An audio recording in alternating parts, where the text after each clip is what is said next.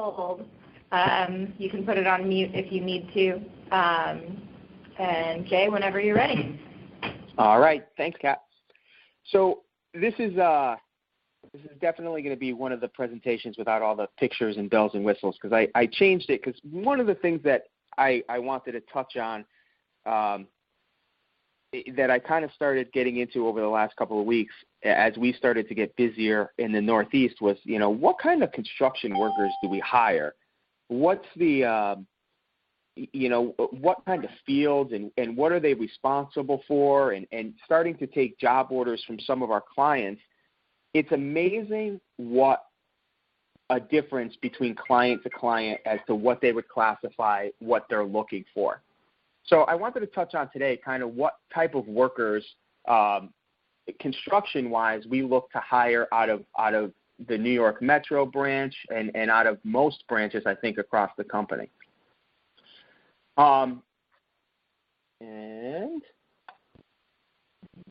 so one of the things that the most common thing from us is the basic and skilled labor. We get more phone calls, I'm sure, as we all do, about what, can you send me a laborer or can you send me a basic laborer? And the question is that what is classified as a skilled labor and what is classified as a basic laborer?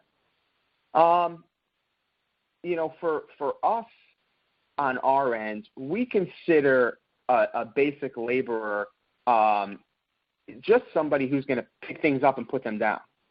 That's it.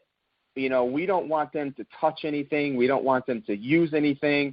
They are just solely a basic laborer. And we kind of talk to our clients pretty consistently about that because we'll send a basic laborer out and they'll say, I gave him a circular saw. The guy's never operated a circular saw in his life. He doesn't even know what to do with it, and it just always ends bad. So where we've gotten into trouble in the past is somebody will say, can you send me a labor? And we'll send somebody out, and again, they're giving them a lot of the machine, a lot of the machines to use, and that's not really what we're here for. So we've definitely gotten into the point of breaking up just that labor request into skilled labor and to basic labor. And really, if they say, well, it's more skilled, we definitely go into what exactly they're going to be doing. We've taken orders so far. If a person's called in for, some extra hands and some labor, and it turns out they want a full-blown apprentice with their own tools and everything else. So the client really just doesn't have an idea of what they're looking for, or a lot of times they're calling in trying to get the best price that they possibly can. And when we send somebody out, it doesn't match to what they're looking for. So I'm sure we've all come across this more times than not. And, there's definitely that fine line between skilled labor and what the next level up would be, which would be an apprentice. Whether it's a carpenter's apprentice, whether or not it's a plumber's apprentice, electrical apprentice, whatever it may be, this will vary, obviously. A skilled labor, you can assume, probably has anywhere between maybe 1 year to 2 years of construction experience. Whereas an apprentice has been on a job site or been in the construction industry for about 3 to 4 years, possibly longer, and has actually worked with somebody consistently. There's a difference between an electrical apprentice and a plumber's apprentice and a sheet metal mechanic. The reason being is that those apprentices actually have to get their hours documented. They have to go through classroom training. There's a whole ebb and flow to actually being a plumber's apprentice or an electrical apprentice that you don't necessarily have. And to be quite honest, a lot of the apprentices in those fields don't want to work for us because they don't get hours towards their apprenticeship. And I know every state has different licensing requirements, Connecticut is one of the hardest ones. So if we place an ad for a plumber or an electrical apprentice, a lot of times they'll say, well, it doesn't really benefit them at all, to be quite honest. So they will tend not to work through an agency just because it doesn't go towards their hours required for a journeyman level. When we're necessarily screening for apprentices in the construction, as trim carpenters or framers, those are guys that have worked under somebody for a pretty significant amount of time. They know the ins and outs. They can basically operate on their own, but you need somebody in case something comes up. They don't know how to make a cut. They don't know how to, they're a little bit confused. They need somebody that is over their shoulder or that they feel comfortable that they can kind of go with. So when we take an order for an apprentice, we want to make sure that somebody's always going to be there on site for a question that they may have. And I put these slides together just to kind of outline it and give a definition of what it is and how you can break them up. The biggest thing that we have a line between is definitely between that apprentice and skilled labor, because it can be convoluted at times. Somebody will say, I need a carpenter's apprentice, for example. This happened recently to us. They needed a carpenter's apprentice. The guy got out there, and I got a phone call from the client and said, this guy doesn't really know what he's doing. And I said, well, what do you guys have him doing? Well, we started him on a coffered ceiling. If anybody knows what a coffered ceiling is, it's probably one of the most difficult things to do for any type of a carpenter, let alone an apprentice. So, obviously this guy's not looking for an apprentice. He's looking for a full-blown trim carpenter journeyman. It's really comes down to trying to get the best job order that we can and really finding out what the worker is and going by the definitions to really place our worker in that skill set. When they come in, a guy says, yeah, I'm a journeyman. And once you start to talk to him and really get an idea, you find out he's probably just a skilled laborer who thinks very, very highly of himself. Most of the workers will tell you that they're the best. You can just ask them. They'll tell you how great they are and how fantastic they are because it's their trade. But in reality, it's kind of on us to really get a good feel for them and see where they break up into their skill sets. So as we go to an apprentice, the last level would be a journeyman. So we've had a lot of people call for journeyman. A journeyman most of the time will have their own tools. They will have their own. They will have their own van. They basically will be able to work completely on their own. A lot of times they want people that can supervise. The journeymen want them to come out and supervise their own people, which we shy away from most of the time. We're not really looking to get into that.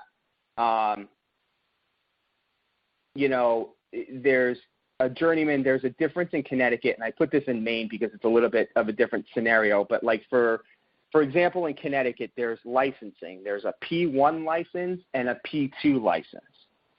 Both are considered journeymen, and these are in the plumbing licenses. Both are considered journeymen, but a P1 can pull permits for a job, whereas a P2 cannot. So they're both, as labeled, they're both journeymen. They're both journeyman plumbers. They have their license, but there's that little caveat where one can do more than another. So, is it going to be most of the time, like in commercial construction settings, would be a P2 because they're going to be working under a supervisor. They're not going to be supervising everybody else around them, but they're still considered journeymen at their trade. And I know that kind of gets to be a little bit confusing, and it's hard for me to speak to. I don't know every other state that's on this call what their licensing requirements are, but I know Connecticut is definitely very strong.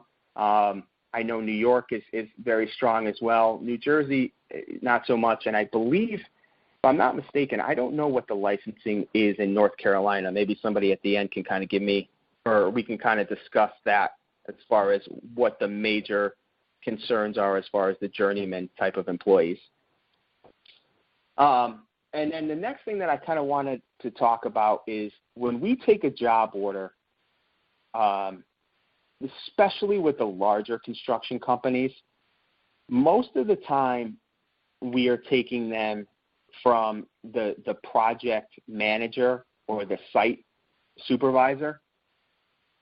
And we don't understand, it took me a little bit of time to kind of fully understand this, especially with the large construction companies, how many people are above that site supervisor that places the job order. So, when we get a requirement for like the higher tier project managers and site supers, no one wants that job. That's why I don't know how it is. Everybody, I can call 15 companies and 14 of them will tell me, yeah, I need a site super or a project manager. Honestly, it's something that we just, this office, we just shy away from it because they deal with so much pressure. No one wants the job. They just want to be able to go to work and collect a paycheck. Unless it's a low scale type of a job. But these guys handle every single complaint that comes in about the project, and they don't want to do it. We have a lot of guys that have come in and they don't want to, they've been down that road. They don't want to go down that road again.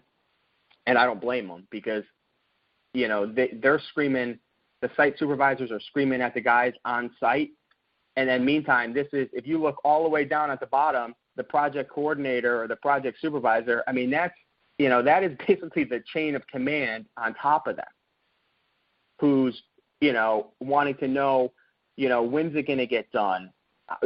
What time is it going to get done? Is it going to be done on time? Is it going to be done to, the specifications? Is it going to be done to, there's contracts. In Hartford, for example, a contractor just got kicked off of a large-scale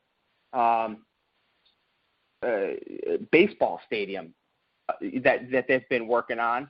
I think they've been working on it for 3 or 4 years. They're not going to get paid. 4 years now, and they were fined $15,000. Right. Mm-hmm. And now, Carmen, they're not going to get paid for anything of the work. So that's going to be the fine superseded the charges that they were charging the yard goats. Mm-hmm. Right. So now they've been removed from the project. So, they've basically violated their contract, and I don't know how much money they're owed from the city of Hartford at this point, but nonetheless, they're not going to get paid. And it's just one of those things where you realize that, that's why nobody wants these types of jobs, and it's a highly pressure, and it just doesn't pay enough, and anybody will tell you that it just doesn't pay enough. So for us, we really like to keep it just in the labor, the basic, the skilled, the apprentice, and the journeyman type of field, and really try to stay away from the site supervisors, project coordinators, which I know we get requests for all the time, I'm sure. I mean, we do. I'm sure everybody else does as well. So that's kind of where I wanted to go because there's just recently, like I said, there's been a lot of questions about, what is the difference? What is the bill rate? What is the pay rate between them? how do you diversify an apprentice between a skilled laborer? How does a 5-year apprentice, how come he's not a journeyman? And, a lot of that is really delegated as to what the client is looking for. But if we have a good handle of what we're classifying our guys as and our ladies as, then we should be able to fill the position and set the client's expectations pretty well. And I know I kind of talked about that a lot, so I don't know if it was information overload or if there's other questions that you guys have as we went through it. I'd be more than happy to answer them. Hey, Jay, it's Carl. Hey, Carl. I'm pretty sure I know most of the answers to this, but I think it's good information for the other people on Inside Sales. I know about when somebody asks me for a master anything, I always start to laugh and I go, I'd love to say yes, but the masters aren't going to come and work for us. Now, right. Now I know in the past they've talked about us referring some of our clients that use us for different jobs and things like that to get people. And a lot of times I've done in other branches is recommended. We have a client who has a master that's working for them. You may want to, I reach out to the client that we're working with, see if it's something that they're interested in, and then shoot the information over and do something like that. Is that what you'd recommend instead of trying to go out and, because I know trying to find like a P1 or a master plumber is just something that's almost insanely hard to do.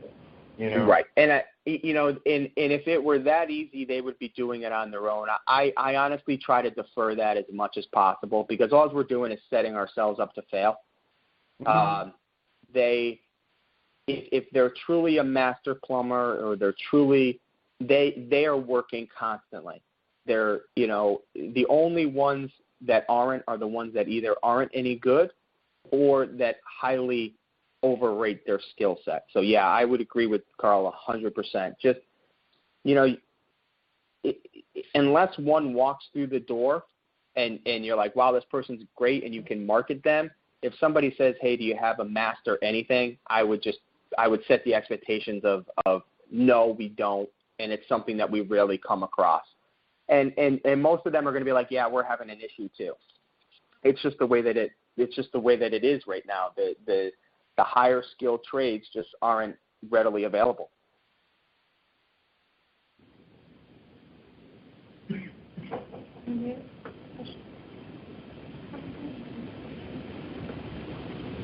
Is there anything else? Is there anybody else that has questions about especially the?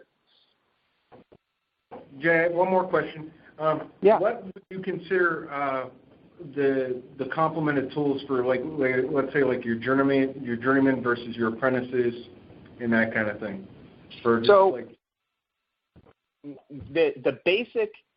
The basic skilled or the basic laborer won't have any tools. The skilled laborer will have their basic hand tools, which would be a hammer, a screwdriver, maybe a pry bar. And that's really it. And then obviously, their PPE. An apprentice, I would consider that has their most of their basic hand tools, a tool belt, a drill, a cordless drill, and that would really be it. Maybe a set of levels depending on what they're doing. If they're plumbers, they'd have their pipe cutter. If it were a skilled journeyman, then they would have their full set of tools, all of their hand tools, all of their power tools, and most of the time they have their own van or truck that they can, move their tools from job site to job site.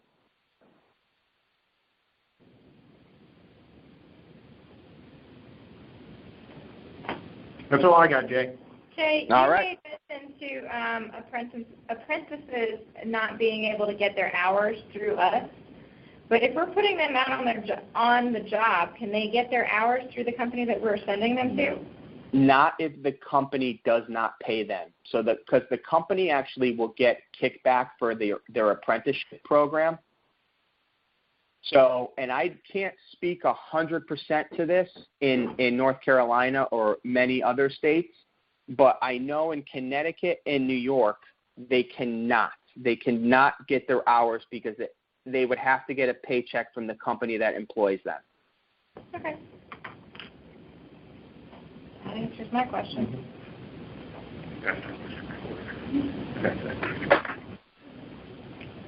Is there anything else? Is there any other? Does anybody have a question about what, how does everybody else deal? Does anybody other state that's on here have licensing? Does everybody know what their licensing are for plumbers and electricians? On a state-by-state basis, I think I would have to look it up. I know bits and pieces about 3 or 4 different states. I know since I've been in Connecticut, I've learned a lot of the P1s, the P2s, the SM ones, and the different kinds of like sheet metal techs and verifications, because with Connecticut, it's so extensive. With almost any construction job, like you were saying earlier, you've got to have some kind of certification through the state to get it. Now with Kansas and Missouri, I know it's not. There isn't that much more specifications. Whereas now, if you're journeymen, you're going to have your years in, and your apprentices, you'll have to have some, but they don't have the skilled certification test through the state. Okay, and that seems to be. Sometimes, for some reason, the Northeast is very strict on it. But I know, as soon as you get dropped below Maryland and Delaware, it seems to kind of lighten up. I don't know what it's like in Maryland, to be honest, though. I think Maryland has pretty tough licensing as well for their journeymen and their journeyman level plumbers and electricians.